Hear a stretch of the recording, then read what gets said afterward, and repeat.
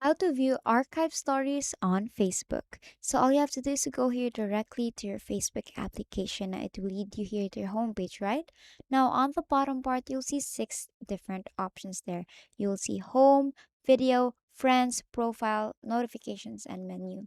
Tap on your menu here, and on the upper part, you'll see your name. Click on that name and it will lead you here to your very own profile page. Now, the next thing that you're going to do is on the right side here, you'll see three dots there, right? Under your name, you'll see options here. Tap on the three dots. Now, after clicking on that, what you're going to do is you will be led here to your profile settings, basically seeing all your settings sections. Now, since we want to view your archive stories on Facebook, what you're going to do is to tap on archive.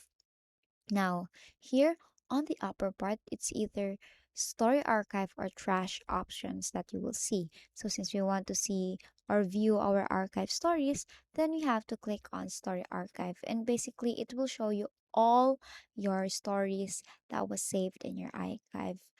And basically that's it. And that's how you view archive stories on Facebook. And that is all for today.